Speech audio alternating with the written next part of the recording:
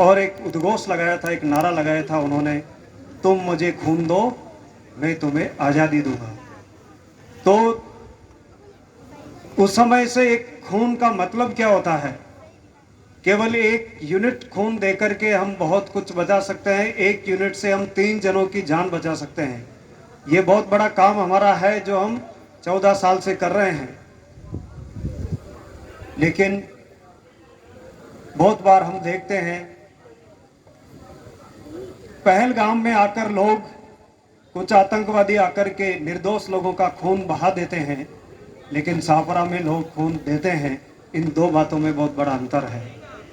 इस देश के अंदर और पूरे समाज के अंदर खून देने वाले और खून के माध्यम से हम पूरे देश में से लोगों को बचाने वाले लोगों की संख्या बढ़नी चाहिए।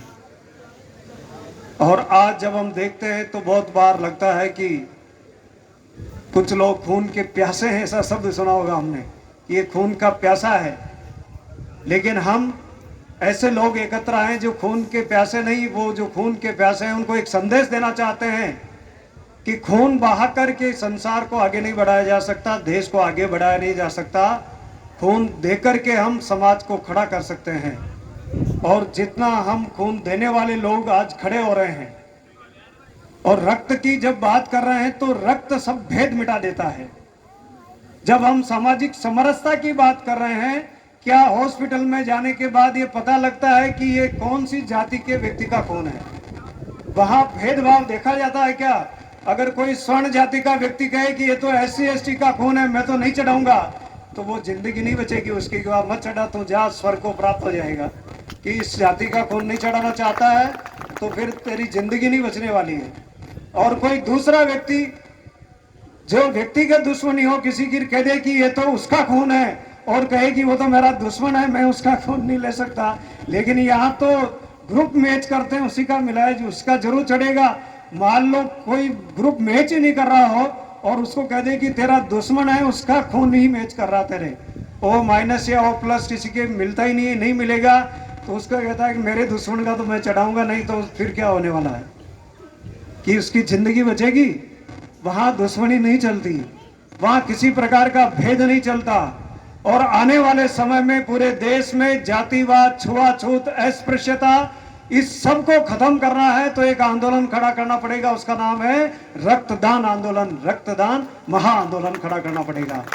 जहां समाज को समझाना पड़ेगा कि तुम, इसकी चमड़ी और शरीर दिख रहा है, उससे छूने से तुम्हें डर लग रहा है, छुआछूत कर रहे हो, और उसके अंदर जो बहरा खून वो तुम्हें जिंदगी दे रहा है। इन दोनों में से तुम्हारे को समझने की बात है। बाहर तुम छुआछूत करते हो, भेदभाव करते हो, अंदर उसी का खून लेके जिंदगी बसती है। तो फिर ये कहीं के ढोंग करते हो वापस के भेदभाव के, इनको सबको छोड़ना पड़ेगा। समाज को ये समझाना पड़ेगा कि ये किसी ऐसे बंधु के खून से तुम बचा है जिससे आज तक तुम छुआछूत करता रहा, तो उसको समझ में आएगा। और आने वाले समय में इस देश के अंदर सामाजिक समरसता के आंदोलन को खड़ा करने की बहुत बड़ी जरूरत है, क्योंकि अंतरराष्ट्रीय शक्तियां इस देश को तोड़ने के लिए हमारी इस कमजोरी का लाभ भी उठाना चाहती है। और डीप स्टेट जो काम कर रहे हैं, हमारे देश में भी अराजकता फैला करके इस देश के टुकड़े टुकड़े कर देना चाहते हैं। इसलिए हम सब लोग भारत माता की मिट्टी में जो पले हैं, उनके रगों में भारत माता का ही खून बह रहा है। इसलिए भेदभाव, सभी प्रकार के छुआछूत, सभी प्रकार की राजनीतिक वैमनस्यता, सभी प्रकार के जितने भी हमें दिखाई देते हैं भेद, उनको छोड़ करके कदम से कदम मिलाकर एक साथ चलें। निश्चित रूप से 2047 में भारत विकसित राष्ट्र बनेगा। और आज हम पूरे विश्व को दिखा रहे हैं, ये 140 करोड़ जनता की ताकत है, जिसके कारण से विश्व को समझ में आ रहा है कि भारत के पास क्या ताकत है।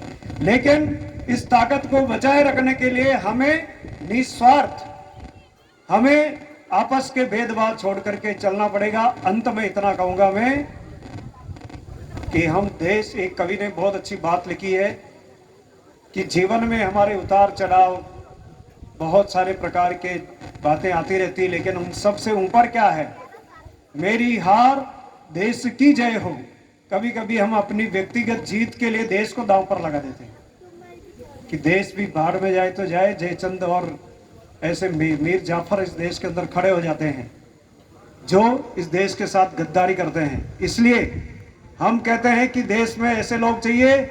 मेरी हार देश की जय हो, स्वार्थ भाव का क्षण क्षण क्षय हो, जल जल कर जीवन दूं जग को, बस इतना सम्मान चाहिए, माँ बस ये वरदान चाहिए, माँ बस ये वरदान चाहिए।